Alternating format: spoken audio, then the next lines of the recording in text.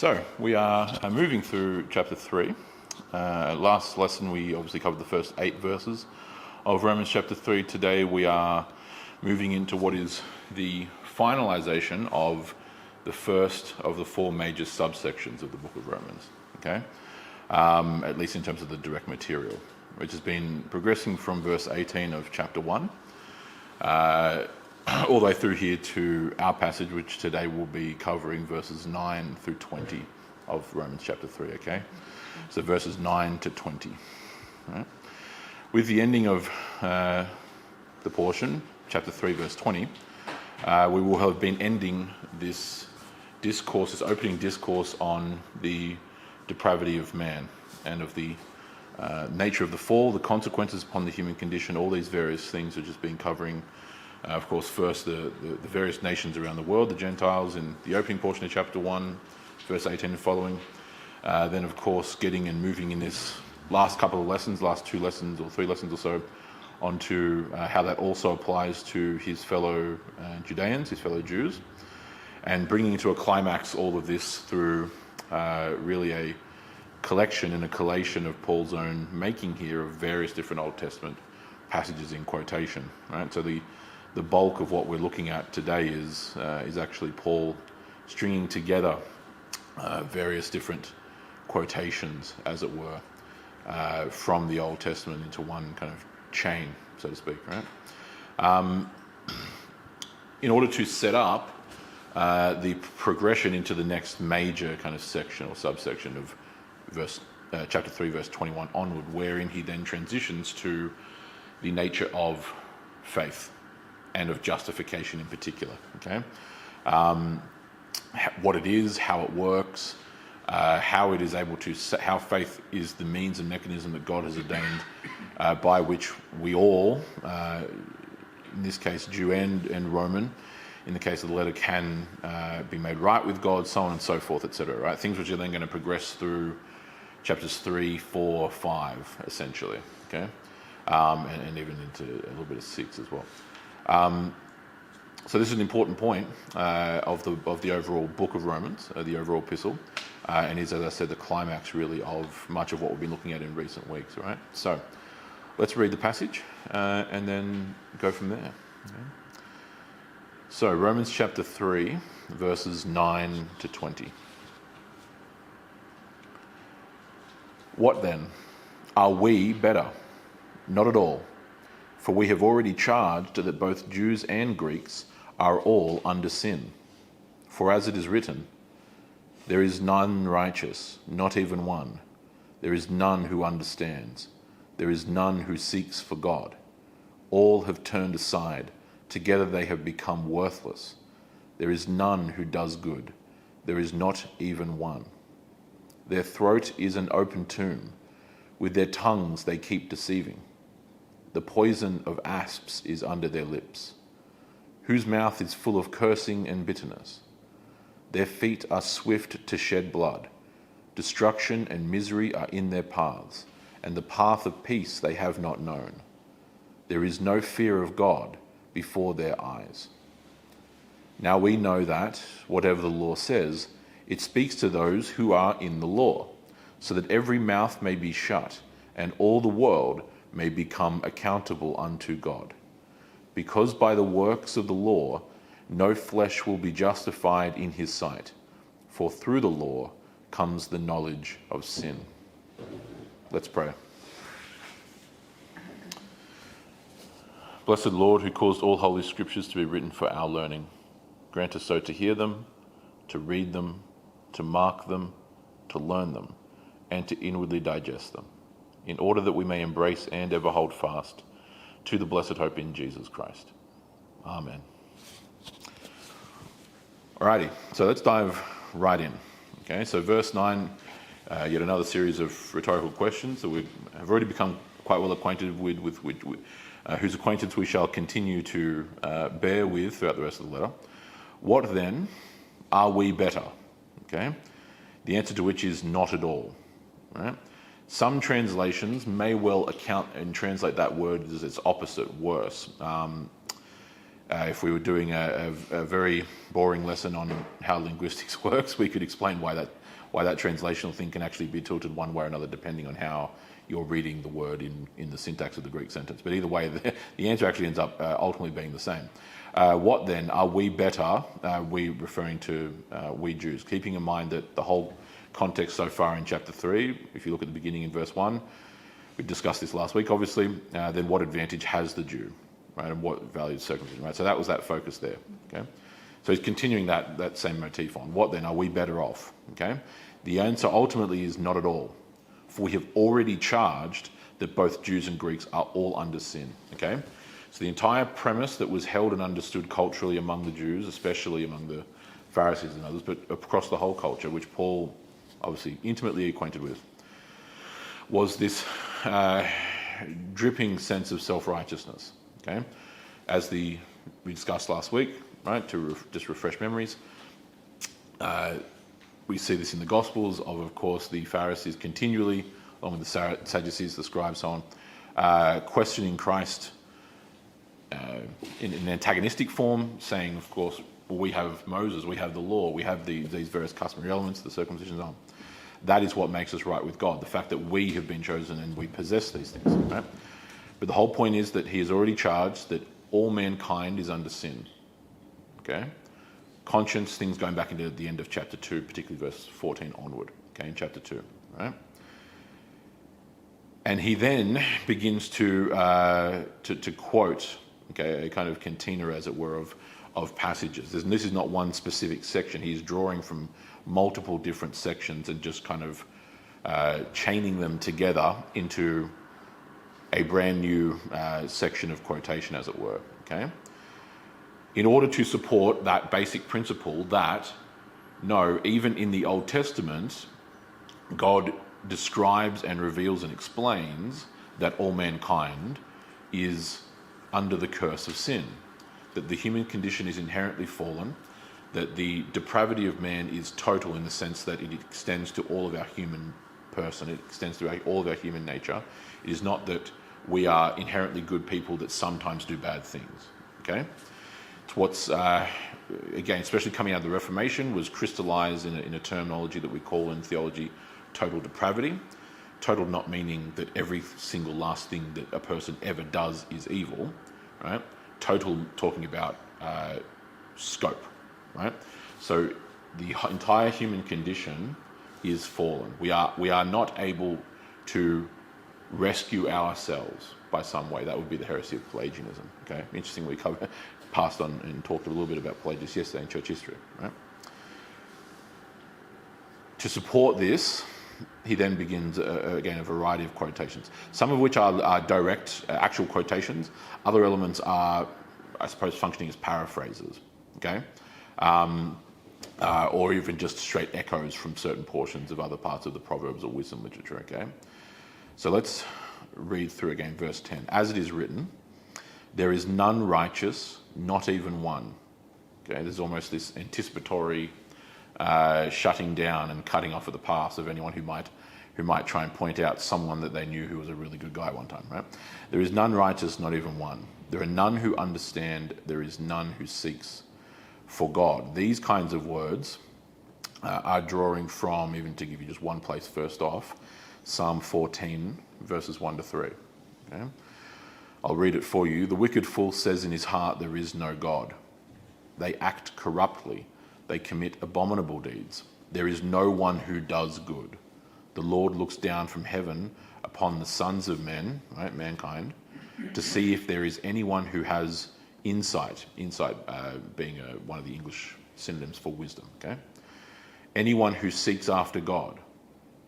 Nay, they have all turned aside. Altogether they have become worthless. There is no one who does good, not even one. So can you see the very similar language? Okay, in fact, in some cases, direct language. Right? There is no one righteous, not even one. There's no one who understands. There is no one who seeks after God. All have turned aside. Together they have become worthless. There is none who does good, not even one. Right? So verses 10, 11, and 12 are basically a direct quotation of Psalm 14, verses 1 to 3. Okay? This very same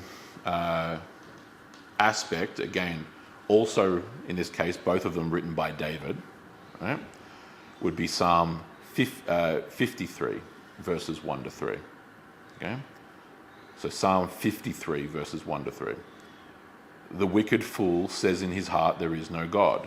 They act corruptly and commit abominable injustice. There is no one who does good. God looks down from heaven upon the sons of men to see if anyone who has any insight, anyone who seeks after God. Yet every one of them has turned back, literally turned away. Right?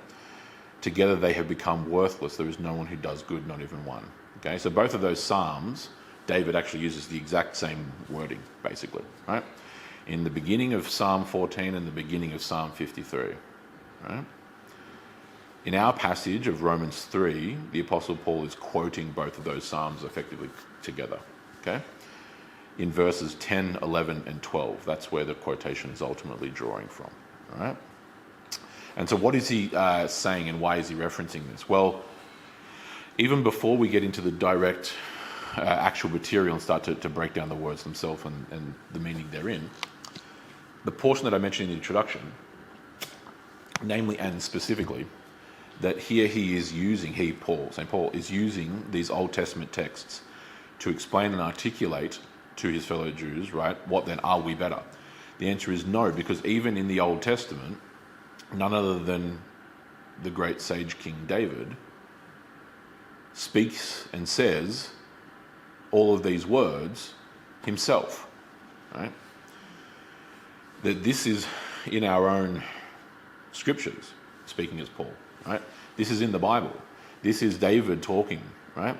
That God looks across the earth at the sons of men, of course, which the Israelites were, right? Part of. And there's none good, right? When we are understanding these terms, it's important to see the reason why he's giving it, that all are on equal footing in regard to our fallen state before man. And so he's crushing any self-righteous kind of counter-argument, especially in his context of the day from his fellow Jews, but really it would apply to any of us, right, by extrapolation. Okay? Any kind of notion that we are just neutral human beings, that we are the kind of Roman concept of tabula rasa, which we've touched on before, that we're just like blank slates, this very much Lockean Enlightenment revived idea that pervades the West now, that human beings are inherently neutral or even inherently good, is something which has had far-reaching ramifications. Karl Marx, for example, in his writings in the 19th century, fundamentally assumes, even to the point of directly stating that mankind is inherently good. Okay, that anthropological, error is foundational to the very ideology of Marxism and communism. Right? Without a view of man being fundamentally good, you can never have a concept like the Marxist maxim of from each according to his ability, to each according to his needs. Right? And this kind of communistic sharing of resources or ownership of the means of production, these kinds of things. This idea is fundamental to even things in different directions, in more of the sense of classical liberalism, or of other elements of modern liberalistic democratic ideals that we hold today. Right? Human beings are inherently neutral. They're only affected by things that go on throughout their life.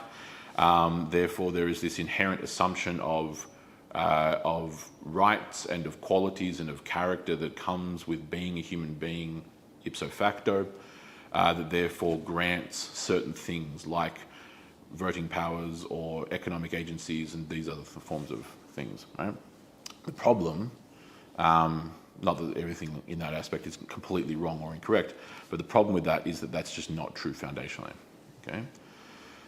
God's own revelation is extremely clear that at the end of the day, the fall of mankind through Adam and Eve had a cascading perennial effect upon each of us that directly impacts and impinges upon our condition, our human nature. Okay? There is an ontological reality to this that is not merely or only or singularly confined to external influences upon us. Okay? And so that's why the language here in this quotation from Psalm 14, Psalm 53, there are none righteous, not even one. There is none who understands. There is none who seeks for God. Okay? Is speaking in this totalizing phraseology or manner of speech, by virtue of the relationship between mankind and God. Okay? In that God in himself is righteousness. He is understanding. He is wisdom. He is knowledge. Okay? He has full self-actualization. He has full knowledge of his own nature and operation. All these kinds of things. So these kinds of descriptions that are given are being given in this transcendent, contrasting sense. That as compared to God, mankind is utterly unrighteous, lacking in understanding, literally ignorant, refusing in seeking God, right? All have turned aside, together they've become worthless. Okay? There is none who does good, not even one. Right? And when we see a word like good in this context of these passages, it's understood that, again, whilst we may, as human beings, do things that are, even if we use the term colloquially, kind of lowercase g good, things that are nice or things that are caring for others, things like this, that's not the category that's being discussed here, because those things are both literally and figuratively trivial. Okay? What is being described here is a much deeper metaphysical concept of what we might again colloquially say as capital G good, goodness itself, the actual one of the transcendentals, as they're called in philosophy, right? Truth, goodness, these kinds of things. Goodness is itself something that is a fundamental metaphysical, not just concept, but abstract reality, right? That is then made concrete through the things that we do in this world, right? Or its converse, the lack thereof being evil, okay? Hence why good is the operative phrase in that good and evil, right?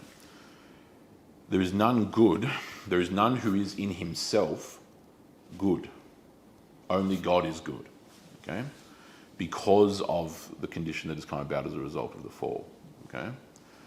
And the effect that that has had on our very human nature, okay? It's why the prophet Isaiah is able to say, rightfully, by God, that even our good works are like filthy rags before God, okay? By way of analogy, right? They are worthless compared to him and his nature as goodness, as being good, right? So, these are not merely describing the individual actions that a person does or does not take on that singular day, okay? Because God, metaphysically speaking, is goodness, capital G, that his very existence is good, and that everything that comes about by virtue of his will, right, the actions he takes, is therefore, of course, good. Anything beneath or apart or in contrast or contradiction to that, apart from being the definition of evil, is itself substandard and therefore not good. Okay? The standard of goodness is God and everything that is God, him, okay, by nature. To fail to be that and to fail to uphold that is to not be good. Okay? So there will be a distinction that we can draw in a temporal human sense between the sweet old granny who wouldn't hurt a fly and has never committed a crime or so much as a traffic violation in her life versus people in prison for triple homicide. Okay? Those are real distinctions, and they are accurate distinctions. Pardon me. They're not frivolous or trivial. However, the distinctions on that scale are still between people who are nevertheless on that same scale. Okay? We're not talking about matters of degrees, which is what that would be a distinction between, right? So that's the degree of distinction. We're talking about the categorization that's not horizontal, but rather vertical between man and God, okay? We see that in the fall. We see that in the fact that, of course, upon the fall of mankind, mankind is exiled from the garden for a multitude of reasons, one of which is, of course, the fact that such evil and lack of holiness and lack of righteousness can no longer abide in the realm or the abode of righteousness and holiness where God himself is. Okay? So they are exiled from paradise. It's not the only reason, but it's one of the core reasons, right? That is what David, the king, is describing, obviously, back in those Psalms. And what's interesting too is something that he begins there in these examples in those Psalms, because the only kind of direct portion that here Paul doesn't literally quote, right, although of course he is clearly referring to it by virtue of where he's drawing from, is that the actual incipit lines, in other words, the first line of Psalm 14 and Psalm 53 respectively, is exactly the same. The wicked fool says in his heart, there is no God. Okay? Now, this is connected to something that's very important here.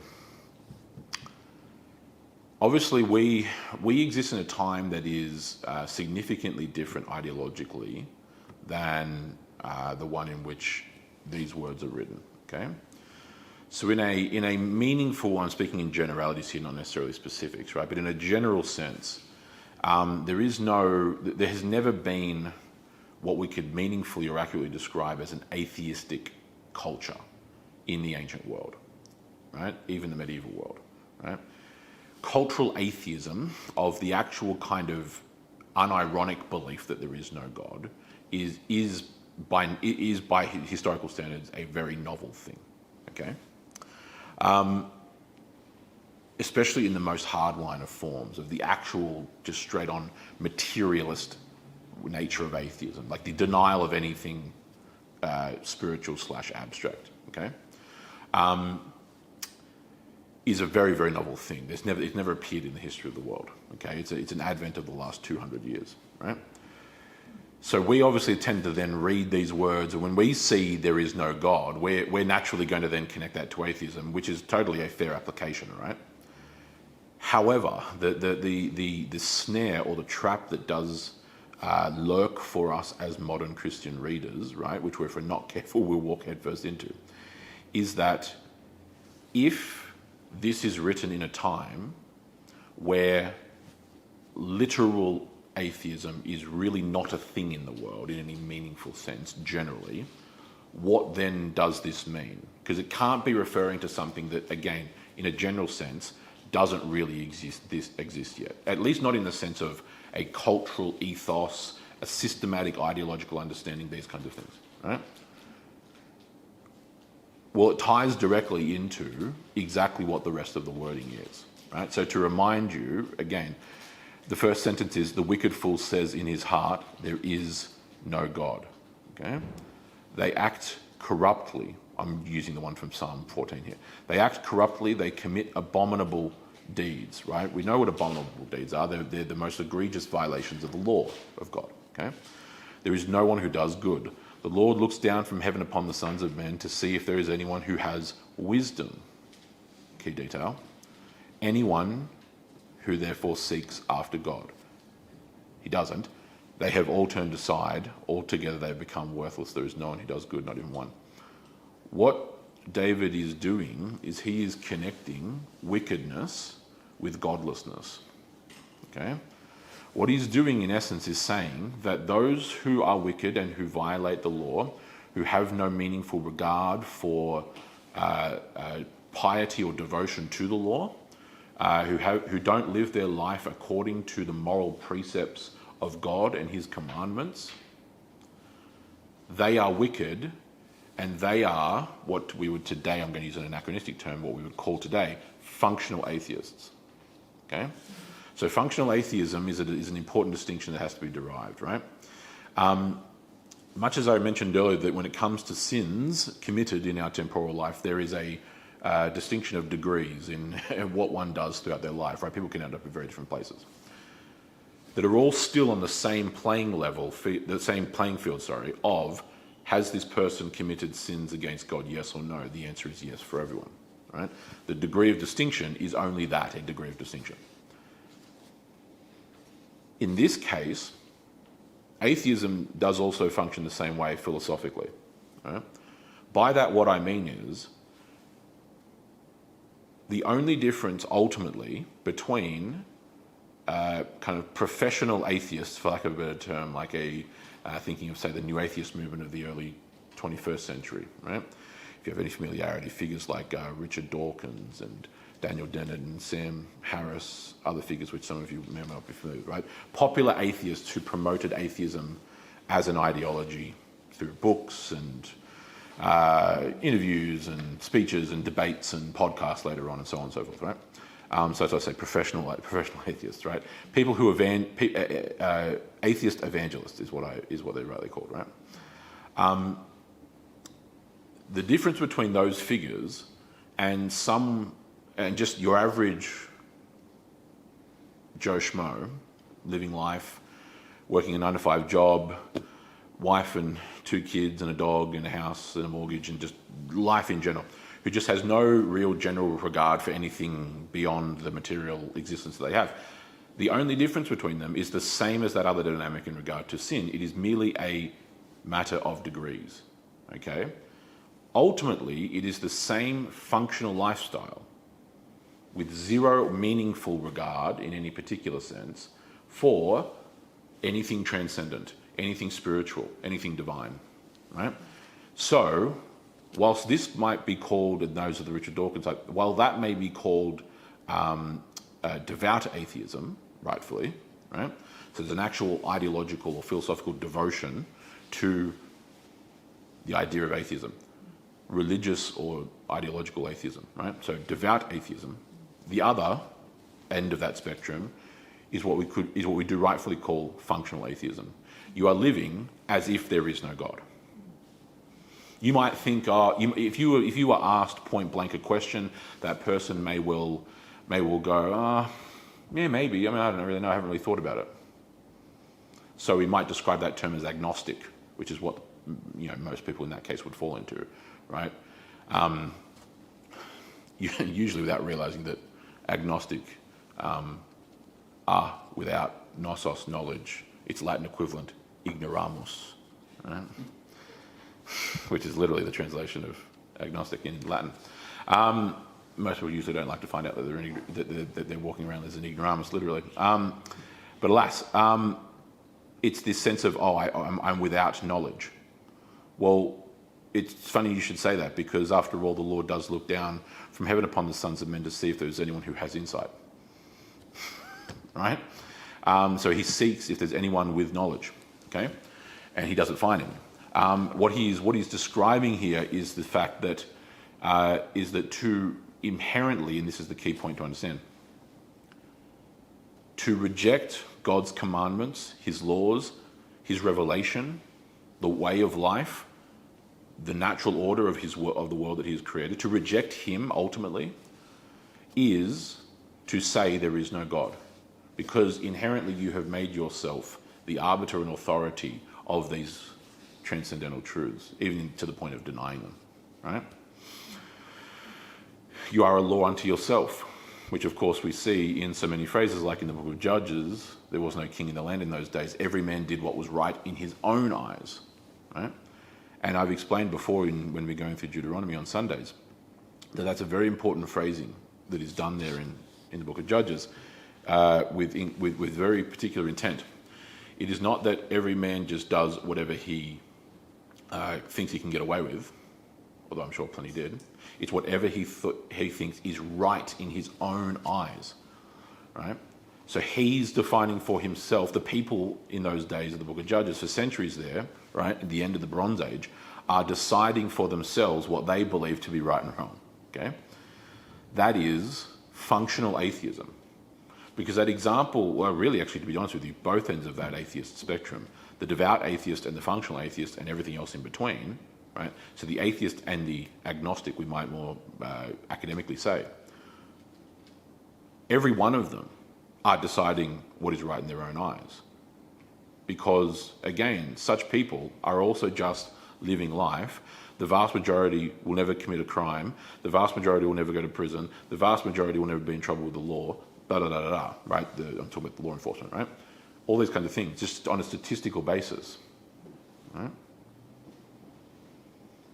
They have a concept of right and wrong. They have a conscience. They have all these kinds of things.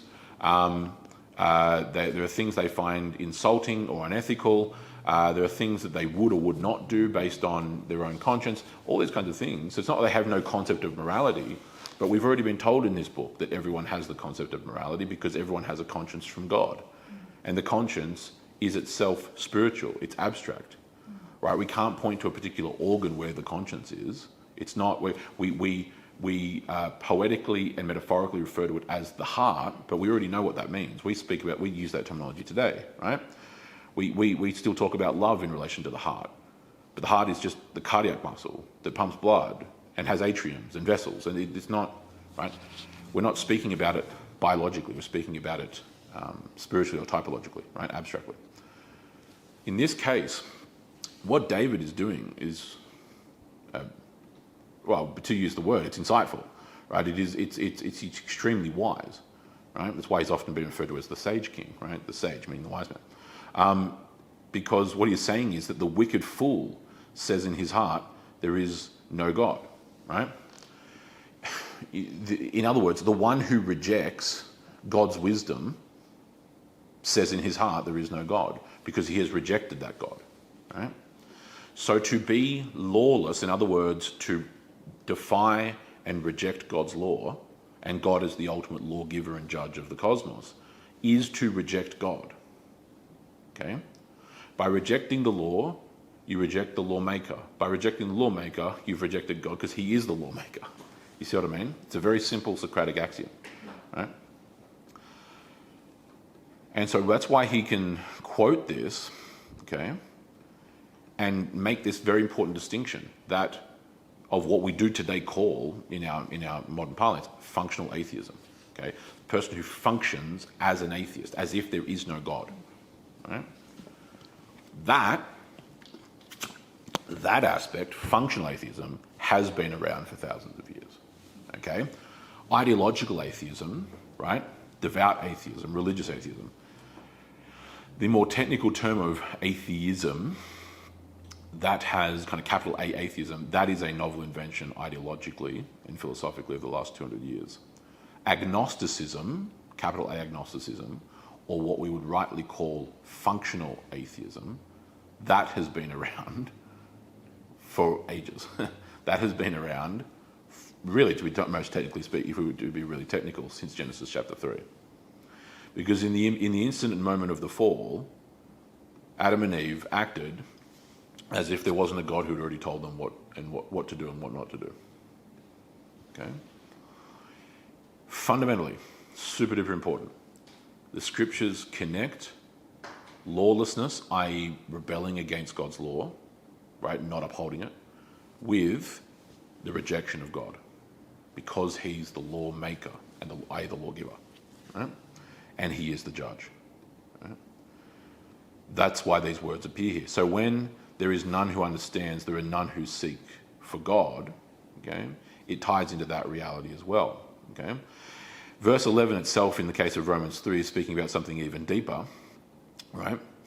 There is none who seeks after God, because again, because of man's fallenness, mankind does not naturally seek God for the exact same reason that the criminal does not go out of their way to walk into a police station, right? For the same reasons of law and of judgment, okay? There are none who seek after God, which is why in the garden, what is it that happened when God was calling out for Adam to show himself? They're literally hiding in bushes, right? They're trying to hide from the omniscient creator of the cosmos, right? A fool's errand par excellence, right? Which is why, if you look at the wording of Romans 3, okay, there are none righteous, not even one.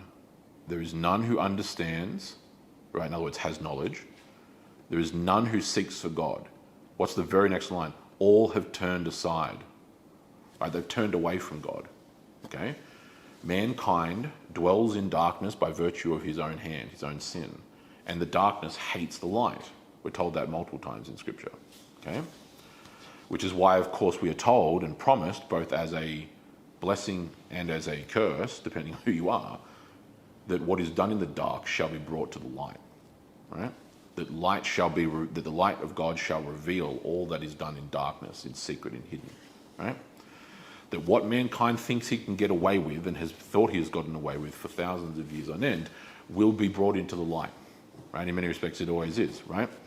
The truth always wins out, even if that is a marathon and not a sprint, right? But inevitably, the truth does always win out. There is none, and what that revelation is that there is none good. There is not even one, okay? No person is in themselves good. Only God is good. In fact, Jesus quite literally says that, pointing to the fact that, have you ever seen me do anything wrong? No. Well, there's none good but God. Correct. What does that tell you about me? I am God, right? Ergo, okay? So this kind of totalizing language is, again, that's why in Christian theology we refer to this concept in theology as total depravity, okay? The depravity of man is total. We are not part good, part evil, okay? Our human condition, in other words, to be more specific in the language, our will is not only partially enslaved to sin, okay? That would be, well, at best, semi-Pelagianism, if not actually just full-on Pelagianism. Pelagianism, if you've never heard of it before, is the heresy taught by the British heretic Pelagius in the late 4th, early 5th centuries AD, who taught that mankind is, basically he adopted the Roman philosophical position, or Greco-Roman I should really say, known as tabula rasa, that I referenced earlier, even came up yesterday in church history course. Tabula rasa, blank tablet or a blank slate, okay? Mankind is inherently neutral in our condition, and that it is only through external events throughout our life that influences us toward good or evil, okay? It's a very empiricist way of understanding the world, to use modern Enlightenment terms. That concept was inherent in Greek and later on Roman philosophical framework, okay? Pelagius adopts that perspective and starts teaching that in the church. It's then universally condemned. It's outlawed as heresy, rightfully so. St. Augustine primarily writes against Pelagius and defends the church and Christian orthodoxy. Other events such as those, right? Because fundamentally what Pelagius's teachings do, by adopting the Roman concept, or the Greco-Roman concept, of tabula rasa, it fundamentally would impugn upon not just the nature of the gospel, but even the nature of Jesus Christ, in that Jesus' own incarnation, his crucifixion, his resurrection would be entirely meaningless or pointless if mankind is fundamentally neutral. Because if we were, it then is entirely possible that a man or a woman can just simply be a righteous, good person, and they don't need Jesus, they don't need God, they don't need any of these things, right? But of course we're told the very opposite of that from tit to tat throughout Holy Scripture, okay? Apart from our own observations just of human experience in life in general, right? It denied the gospel most fundamentally, okay? Because of the revival of the Greco-Roman concept of tabula rasa in the Enlightenment, particularly through early Enlightenment figures like John Locke, that concept has now become the prevailing dominant anthropology of the West, okay? We fundamentally believe ourselves to be good, decent people. It is why evangelism has such an intriguing dynamic these days. It's always had difficulties depending on which culture you're talking to, right? Every single culture that Christianity has come into contact with has had its own particular idiosyncrasies and hurdles to jump over, right? By the grace of God, it of course inevitably does, but they're always usually different, right? Plenty of similarities, but often different in some cases. In the case of the modern secular West, the modern atheistic West, the fundamental issue of self-righteousness, which is what it ultimately is, and functional atheism, okay? Leading all of us to have been ingrained in the idea that we are fundamentally decent, good people, okay? Because of self-righteousness, we look down our nose at any other person that is worse than us. So the constant frame of reference is not vertical, it's entirely horizontal, okay? Because I'm not in prison for this or that crime, I'm a good, decent person. Failing to understand that there's been all kinds of people who have never gone to prison, who have done extremely shady and evil things. Because the fact that you're in prison or not in prison, one form or the other, simply means that you have or have not been caught yet. Right? Basically, and if you have any family or friends or anyone who's in law enforcement, you will know that the reason why the criminal class is a never-ending revolving door of basically 80% of the same people every single time is because your average criminal is just not that smart, and they're just too dumb, and they're not smart enough to not get caught. Right? That's why. Okay. The most intelligent of criminals never get caught. Right? They just don't. Too many resources, too widespread, too much access, too much corruption or bribery, depending where you are in the world, so on and so forth. Right? So this standard that currently exists in the West for determining good and evil is entirely confined and limited to the horizontal plane of intrahuman, or interhuman in this case, interhuman comparison, right? Which has never been the understanding. Even ancient pagans didn't inherently kind of determine it those ways. We're not talking about things like honor or reputation, or what we're talking about is, again, that concept of goodness, moral goodness, was always understood vertically. It's in relation to God, or in the pagan context, the gods, right? Et cetera, et cetera. So by doing that, because of this revival of Greco-Roman tabula rasa, being blank slatism, brought back through primarily the empiricists and others like John Locke and so on, among with others, we have then adopted a completely contrary position to this. So texts like this that we have, and we haven't even completed the whole thing yet, but the texts like this, okay, Romans 3 verses 9 to 18 at the minimum, right? But really ultimately through to verse 20, is actually an extremely important passage for the modern world. Right? It's an extremely important passage for us as Christians to understand, for us to see, to learn, to realize, and to then use, because this is the reality that God has revealed. Okay? Paul himself is drawing on ancient works. We're then reading these ancient works, which are ancient even to us. Okay? So, continuing on from there, right? He then moves through, right? Verse 13. Their throat, to more descriptive elements of what is meant by there is none good, not even one. Okay, so verse 13 of Romans 3. Their throat is an open tomb, right? Or an open grave, translation might say. With their tongues they keep deceiving.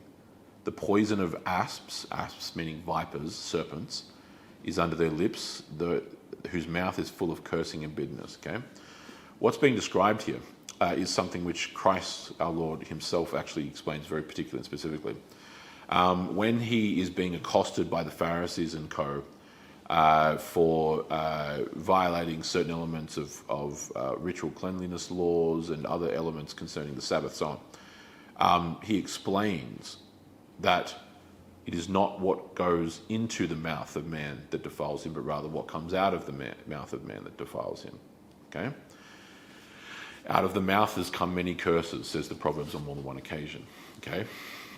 The mouth here, the tongue, right? Obviously being the gateway for the mind. Okay? That which we speak, that which we say. Okay? The power of life and death is in the tongue. The tongue speaks many curses. There's all kinds of proverbs and sayings that go on throughout the Bible that touch on this concept. Okay? So what is being explained here, especially in the very way he begins it, their throat is an open tomb.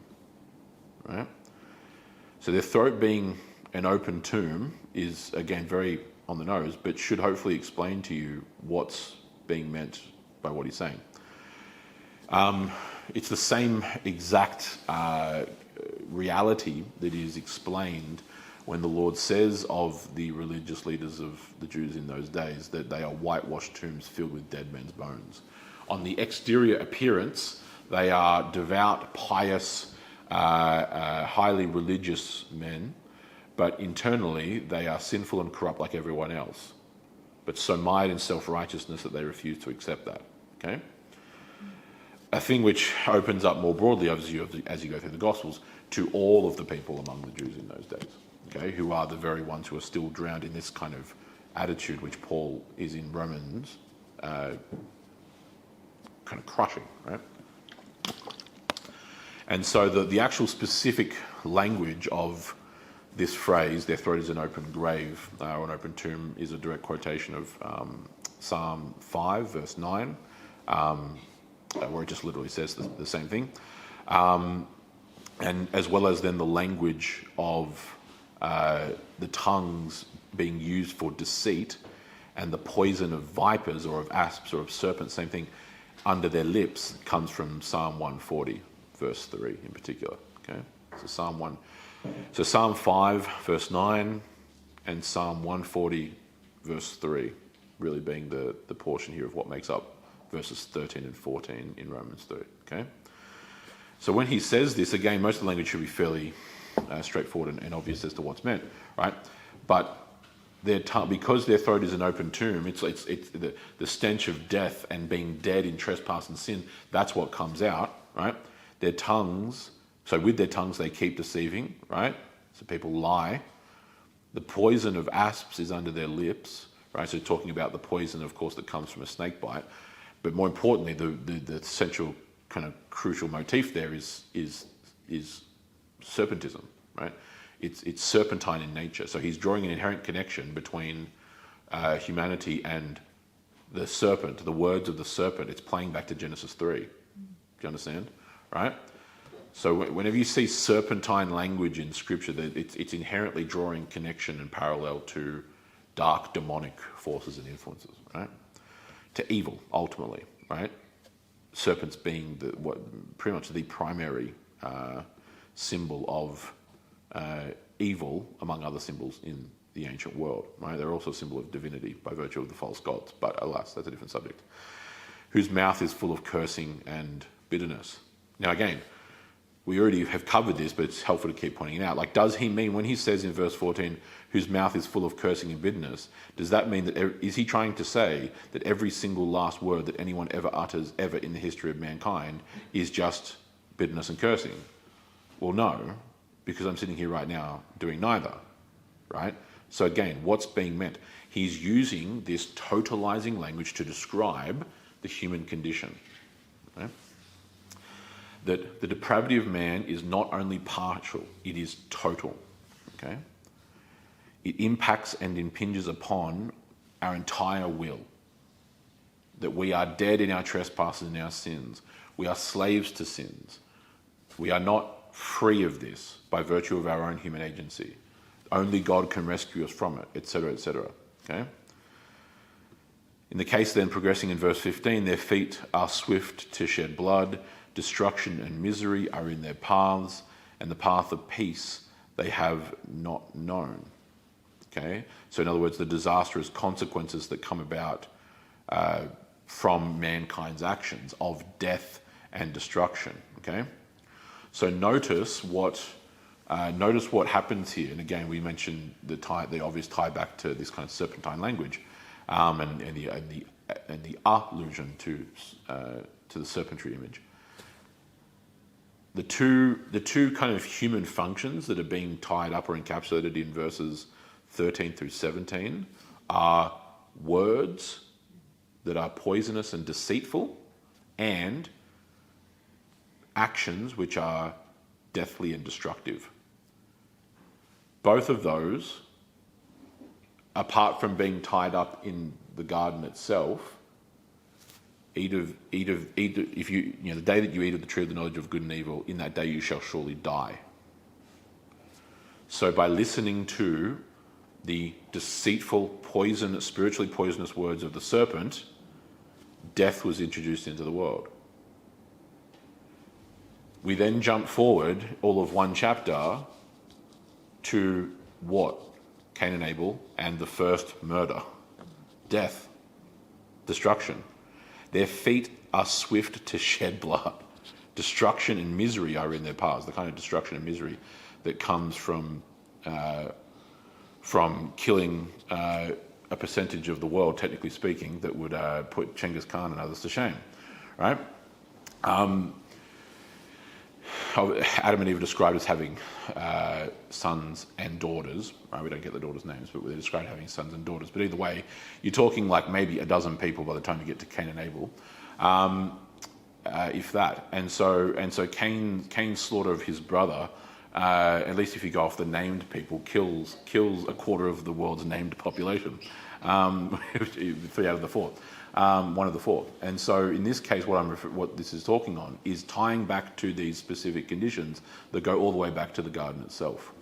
Okay, the path of peace they have not known. Right. What he's doing is he's using, and by the way, for your notes, that this kind of portion here of 15 verses 15, 16, and 17 is primarily drawing from Isaiah 59, verses 7 and 8. Okay, where Isaiah makes reference to these kinds of terms. He does it elsewhere, but the broad basic element comes from that portion, right? Isaiah 59, verses 7 and 8.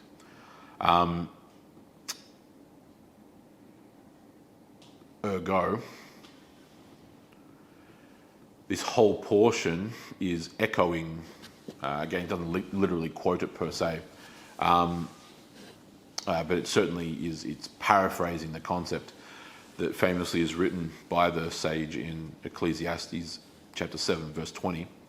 Indeed, there is not a righteous man on earth who continually does good and who never sins. Okay?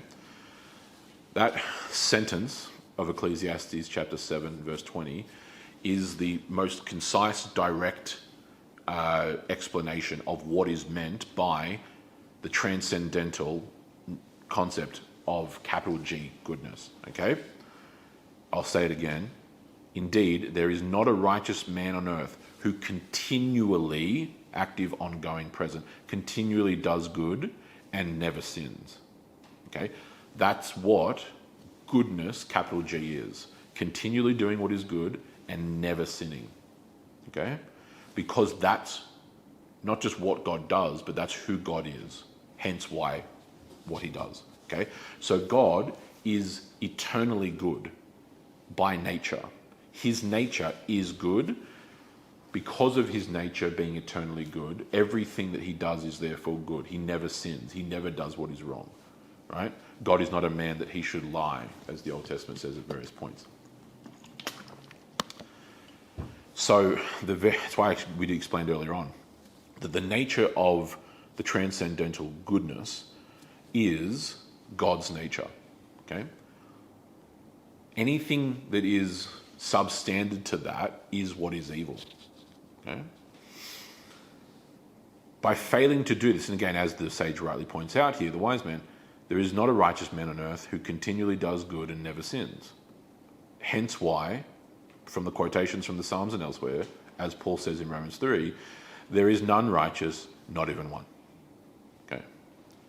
No mortal man, right, lives up to that ontological, metaphysical reality of goodness. Okay? No one perfectly mirrors God. Okay, in that way, right?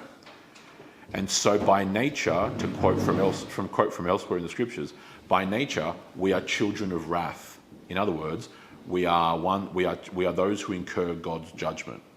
Okay, because the problem with man is not only or simply his actions. Right? It's the fundamental problem with ironically, not understanding and not seeking God. Okay. Is that the error would be in assuming that it is only our actions which are the things that matter. Okay? Our actions absolutely do matter. They are not the limit of what matters. Because if we were to speak teleologically, in other words, relating to our purpose or our end, what we are designed to do, all action, let's speak about this philosophically for a second. All actions are preceded by thought. Okay, by definition, that's the case. Even if it is something that we would otherwise call unthinking, right? We do something brash or in the moment, spur of the moment, and we go, I wasn't thinking, right? So in this case, it's the fact that you didn't have thought, right? Or the lack thereof. You did literally think, but you just you didn't put proper thought into it, is what we mean by that. And you did something you should have thought through more, right?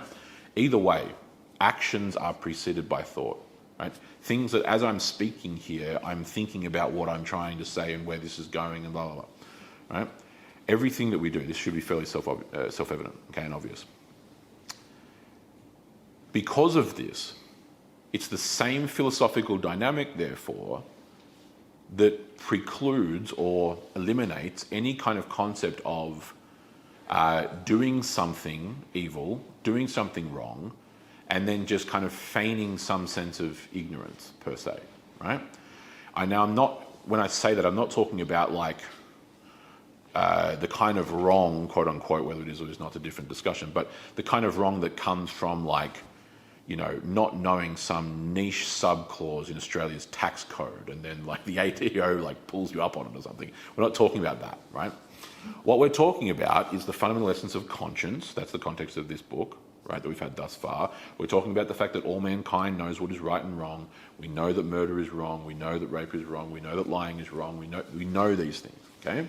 We may suppress the truth in unrighteousness, just like Paul says in chapter 1, but it is truth that we already have revealed to us by God and ingrained in us by nature that we are then suppressing, okay? Because of that ontological reality that action is preceded by thought, okay? That dynamic comes about philosophically by virtue of the fact that that thought itself is part of that human condition. Therefore, any of the actions that are undertaken by definition or by nature upon our own nature, our character, who we are, right? All these kinds of things. It's why you can't just simply confine these elements that we've been going through here, like we've been covering, to just simply the actions that are undertaken. Because the actions that are undertaken in life are proceeding from something else. There is a causal element that begets those things, right? Hence why, even though again the air or the atmosphere in which it's said is totally innocent, and I get that, but it is why, nevertheless, regardless of that, more modern phrases in kind of Christianese like love the sinner, hate the sin, which does have basis, are actually ultimately not helpful, usually, okay, at least in my experience. Because what it is doing, unintentionally admittedly, but what it is doing, it is severing the sins of the person from the sinner, okay? Which, again, theologically or philosophically, is just not how this is ever explained or understood, okay? The reason why the person sins is because they are a sinner, not the other way around. In other words, the person is not designated a sinner because they sin. They sin, we sin, because we are sinners. The issue is in the human condition. We are children of wrath. We are fallen in our nature. Actions proceed from that nature. Okay? That's why across the course of life, someone who has been ingrained with good values, who has integrity, these kinds of things in the human temporal sense, on the general level of things, on average or on aggregate, is a more decent, well-behaved person than someone who's not, who has little to no integrity to speak of, no honour, no respect, who has been raised in a culture of whatever, just decadence, degeneracy, crime, whatever. That's why. Because it's born out of that, not the other way around, right? The other way around of we being defined by the sin and our designation being caused by the sin, not the sins coming about from us, is actually the exact same mentality of tabula rasa. Okay? It's the exact same mentality of Pelagianism. It's all externalized. It's only external factors which influence us that then determine those things. That's why it comes back with a vengeance through the empiricist school of the Enlightenment. The empiricists fundamentally believed that we can only know things and that truth can only be determined and that reality itself is only understood and measured through the empirical senses. what we can see, what we can touch, what we can hear, taste, smell, blah, blah. Right? It's an entirely externalized paradigm. Okay? Even, we don't have time to talk about it here, it's not relevant. Even in competition with the rationalist school of the Enlightenment, which taught that human reason can actually discern truth, it is ultimately the empiricist school that becomes the predominant philosophy that then pervades society politically, economically, religiously, and otherwise in the 19th and 20th centuries. Okay. For that builds the modern world that we know and the modern culture that the West has and the zeitgeist that we currently live under. Okay. But that very basic element of what the wise man proclaims in Ecclesiastes, there is not a righteous man who continually does good and who never sins, is the designation of these things. Okay? And ultimately it is wrapped up, I suppose, essentially, or built upon this basis of a line that Paul quotes. In our case, Romans 3 verse 18, he's quoting from Psalm 36 verse 1, so the beginning of Psalm 36. There is no fear of God before their eyes. Okay? So by quoting the incipit of Psalm 36, Paul then says, verse 18 of Romans 3, there is no fear of God before their eyes. Now that line is exactly what I was alluding to earlier. Okay? That rebellion against God's law, violation of his law, even disregard for his law, is the biblical concept of godlessness. It is that functional atheism that we spent a lot of time talking about earlier, right? There is no fear of God before their eyes, because if they did fear God, they would obey him. They would not be so brash and prideful and hubristic to think that there will be no consequences for rebelling against the creator of the universe. Okay? There's no fear of God before their eyes. He who fears God will obey God, because you will realize that he is all-powerful. You will know that he is righteous, that he will not allow evil to go unpunished, and that nothing wicked in this world will ever escape his gaze. Okay? So for those who live that way, who behave that way, who do those kinds of things, there is no fear of God before their eyes. It's why we literally have the phrase in English, putting the fear of God in someone. Right? Okay. So the entirety of all of this is built upon the fact that there is, in other words, Paul's kind of like ending explanation, as he's been doing this very profound thing of piecing together all the passages that I've explained, where they come from in the Psalms and Isaiah and everywhere else, Ecclesiastes, so on, piecing them together in this one chain to make this overall damning condemnation of the state of man before God. And it is all man, because again, reminding you of verse 9, what then, are we better? No, not at all. We've already charged that both Jews and Greeks are all under sin, total depravity. Okay? And so this is how he is explaining it. He's showing that this is not just his opinion. This isn't like some personal gripe he has. He's not having some personal existential crisis as a Jew. It's not, none of these things. He's not being bribed by the Christians. Any kind of other silly, stupid slander or accusation, the kind of which he's already had. Again, remember verse 8. As we are slanderously reported, and some claim that we say, right? So people were slandering Paul left, right, and centre anyway, right?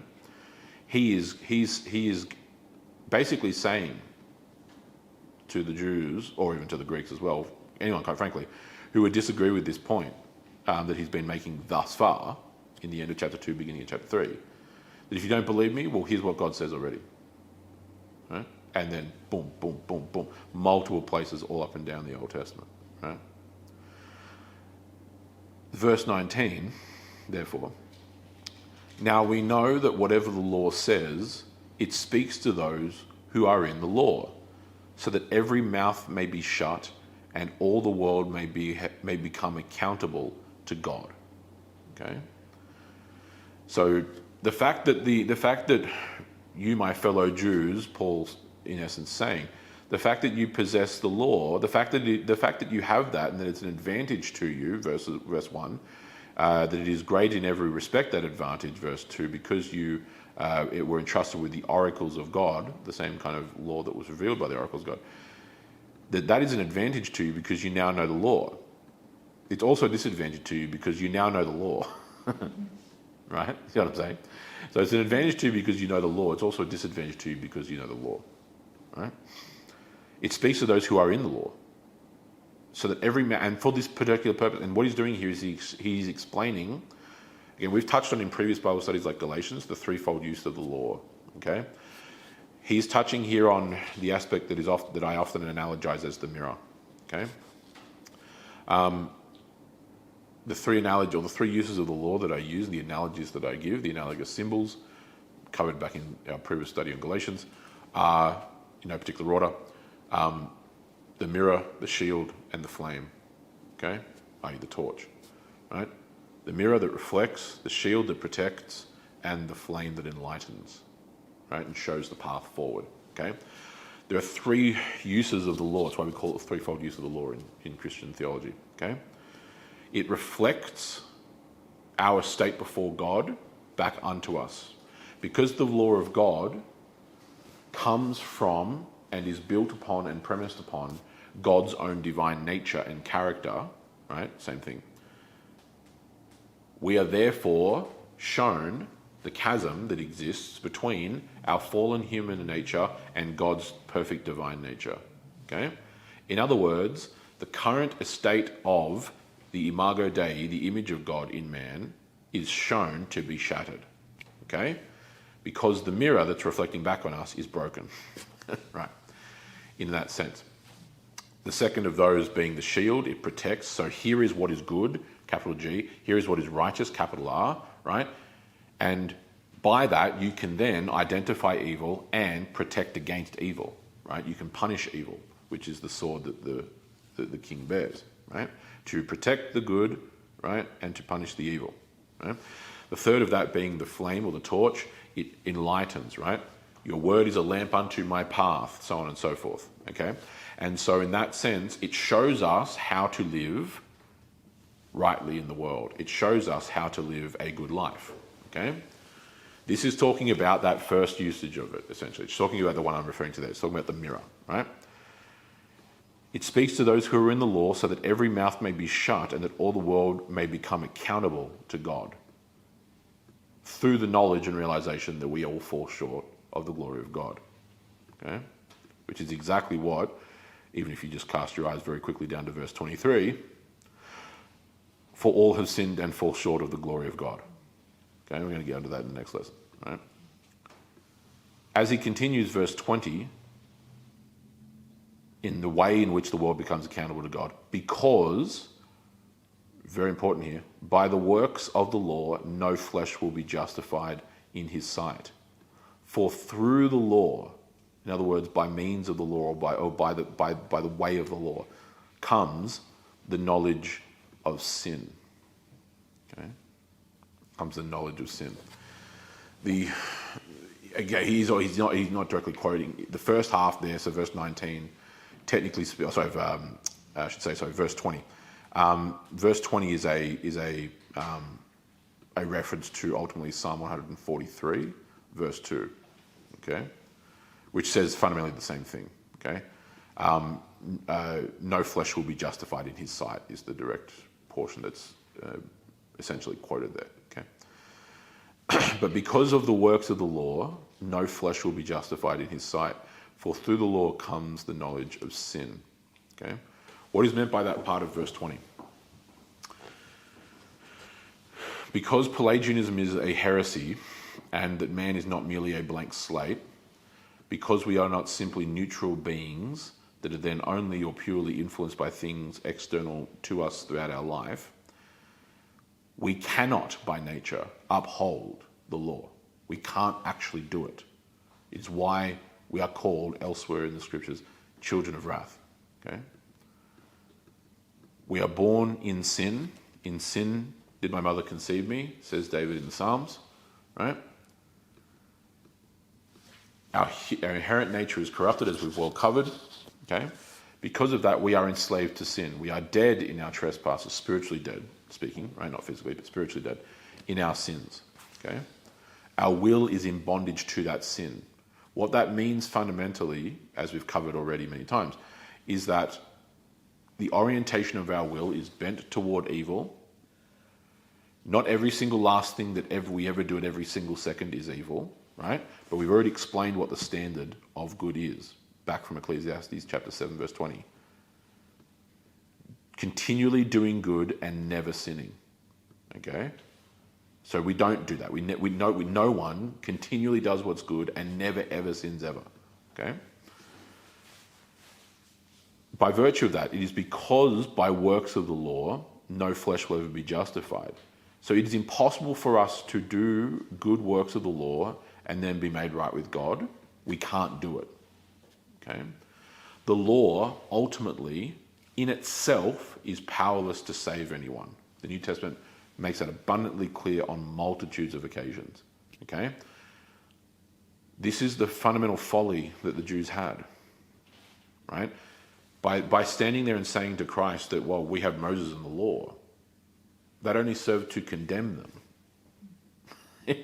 They did this complete, total, like polar opposite conceptualization of what was what, right? That's why he says, if you believed Moses, you would believe me. Because I'm the one who told Moses those things, right? I commanded Moses those things. When Moses says, thus saith the Lord, he's talking about me, right? In the case, therefore, it is not that the law created good and evil in the sense of the Mosaic manner, right? Because prior to 3,500 years ago, wherein those events took place in the days of Moses, well, we see things being evil all the time. We see in the days of Abraham and Isaac and Jacob. We see it in the days in Egypt prior to the Exodus. We see it in the case of Noah's day. We see it in Cain and Abel, like we referenced earlier, all the way back to the garden, right? There was no written law, though, okay? The law as being referred to here is referring to the Mosaic law. That's the way where Paul kind of writes of like capital L law, right? Good pre-exists the writing of the law. All the law is the written categorization or concretization, as we would say, of that reality. To be more technical in these terms philosophically, it is the concrete material manifestation of the abstract spiritual reality. Does that make sense? Okay. Good and evil already exist. They always have, going prior back from the days of Moses. The inscribing of "you shall not murder" on the tablets of stone wasn't the beginning of murder now being outlawed. Okay. Right? Ergo Cain and Abel. Okay. It was making concrete the abstract. Right? It's almost like when we talked about Platonic philosophy in our discussion time last week. Right? The concrete coming to reflect or being made to reflect the abstract reality, okay, of goodness, okay? Or we might just simply say the material reality reflecting the spiritual reality, same thing, okay? All the law is capable of doing is, in the context in which he's referring to here, acting as a mirror. It's not a lifeboat. It's not a flotation device. It's not a rope to save you, right? The law cannot save anyone. That's why the analogous imagery and motifs are, as I use them, mirrors, the mirror, the shield, the flame, not the life-saving vessel, right? The life vessel. It can't save you because we are by nature incapable of, to use the words of Ecclesiastes 7:20, continually doing good and never sinning. We can't actually do it, right? We stand condemned. So what the law does is it shows us, it is literally the revelation of that reality. The law fundamentally reveals to mankind that we are in fact sinful and fallen and enslaved to that sin. Because it is through the law that the knowledge of sin comes. Okay? So that's what I'm referring to, right? The mirror aspect. Okay? That one of those three uses of the law. For through the law comes the knowledge of sin. Notice it does not say, for very important reasons, for through the law comes salvation from sin. No. For through the law comes the knowledge of sin.